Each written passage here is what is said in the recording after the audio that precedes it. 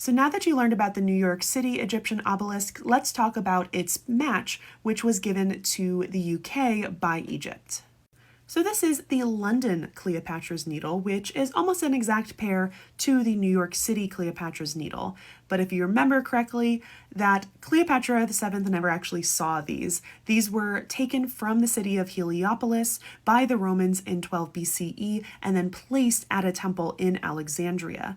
Both of these obelisks were originally made for Thutmose III around 1450 BCE, before then being later added onto by Ramses the Great. Although both of these obelisks stood outside of this temple in Alexandria, this was actually one that unfortunately toppled over, and luckily it did not break, and even more lucky, because it was sitting on that side, the glyphs were actually very well preserved over time and didn't kind of get any weathering like unfortunately the New York City one did, which now has even more weathering because it's in New York City. The obelisk was given to Britain in 1819 by Sultan Muhammad Ali of Egypt and the Sudan, who was the de facto ruler of Egypt from 1805 to 1848.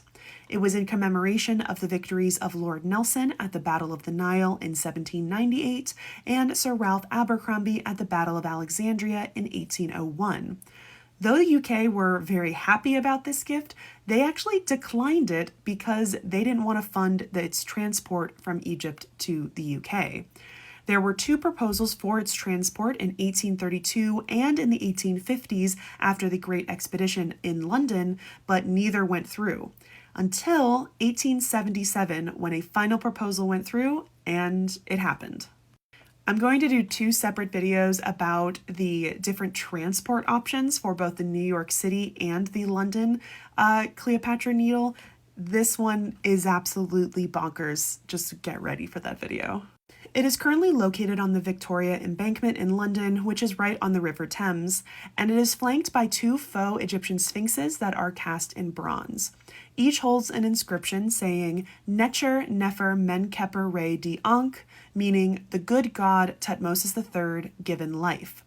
Surprisingly, this obelisk was actually damaged during the bombing of London by the Germans in World War I, and shrapnel holes are still visible on this obelisk.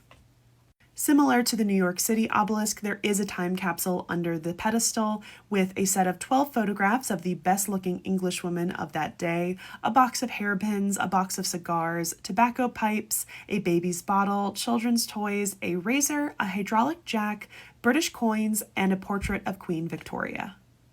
Check out my next two videos to see how these obelisks were transported and how disaster almost struck.